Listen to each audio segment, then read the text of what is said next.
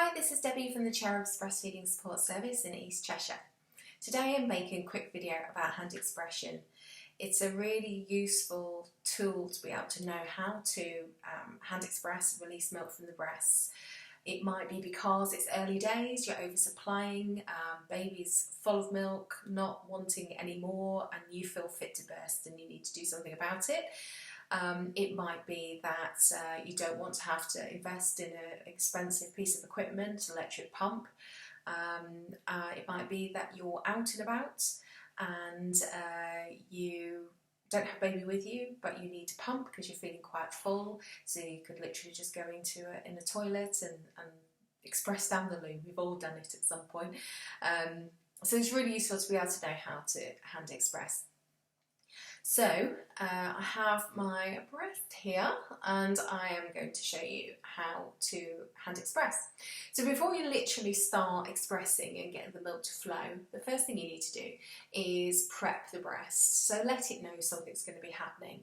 And the easiest way to do that is self-contact. So skin to skin contact with your own breast is going to start to awaken the lactation hormones, get them flowing, also increase blood flow and warmth to the breast, which dilates the vessels in the ducts. So you're just going to be doing just gentle skin-to-skin contact with your breast. So you can do knuckle rolls towards the nipple area, you can do stroking towards the nipple area. Some mums find some palm rolling of the breast back and forth. Anything that just feels comfortable and pleasant, really. We're not squeezing the hell out of it or anything like that. You're just literally just some nice, gentle, pleasant skin-to-skin contact. So if you've done that for a few minutes, you could have done it bilaterally, or you might do one at a time and just back and forth. To actually get to instigate what you might know as the letdown, or what we call the milk ejection reflex, is direct nipple stimulation. So using your thumb and your forefinger, you can just literally just roll the nipple back and forth between the finger just for 30 seconds or so. And if you are used to feeling your milk ejection reflex, some mums do feel it, some don't. Either it's completely normal. It might feel like a little bit squeezing, or it might feel a bit like a tingling sensation. Then that's what we're trying to instigate. So when we're ready to actually express, what I should have said in the first instance, particularly if you're harvesting milk to keep, is make sure that you've washed your hands beforehand. You don't need to wash your breast unless it's filthy. Why would it be? And the receptacle in which you're catching the milk in, that also needs to be very thoroughly cleaned, sterilised if it's going to be stored in there for a long period of time, or we're dealing with like a vulnerable or preterm baby. So we have the receptacle available. So now you're going to make a C shape with your thumb and your forefinger, and just to start with, we're going to put the thumb at 12 o'clock and the finger at 6 o'clock. And you're aiming to be somewhere between an inch or an inch and a half away from the base of the nipple shaft. So with this breast, it's going to be outside the areola because the areola is particularly small on this one. So I'm going to aim about here and here. So as you can see, one's at 12 and one's at 6. So sometimes when I'm talking to mums about this, they put their thumb at 12 and then they do that.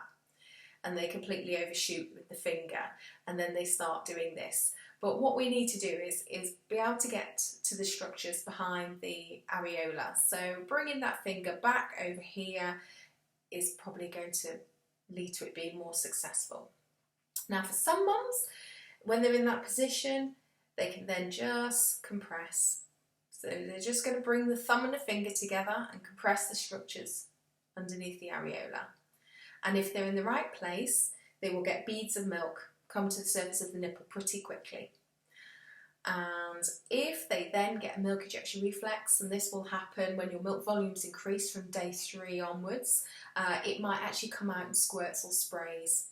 So you can start doing it fairly rhythmically, but when you get the sprays coming, you can just hold it there for a second and let it spray and relax. And hold it there for a second, let it spray and relax. So if you're harvesting to catch milk, then just pausing for a second what that does is it mimics what baby does. So babies do shallow sucks to start with, and then as the milk starts to flow, then they do a long pause with the chin, and they're really drawing that milk. So you're emulating that when you're just pausing that compression. For some mums, they find it helpful to press back slightly into the chest wall firstly before compressing. So keeping the thumb and the finger parallel, I'm just going to push back into the chest wall, and then I'll compress, and then just relax, let everything bounce back. So I'm going to push back into the chest wall, compress and relax. So if I'm speeding that up and making it more of a fluid movement, then that's what I'd be doing. Sometimes when I again explain about pushing back, I see mums stretching and compressing, stretching and compressing. We're not doing any of that. We're keeping the thumb and the finger parallel and just pushing back and then compressing. Okay? So what can also help when we're expressing, whether it's using a manual pump, electric pump or hand expression, is leaning forward slightly. A little bit difficult for me to do on this computer, there we go. So leaning forward, we're going to let gravity help the expressing. So milk's kind of travelling down, and that's how we would harvest milk. So what you can also do is move your hand around. So I started at 12 and at 6, but we can just move it anywhere. 12 and 2, 9 and 3, and everything in between.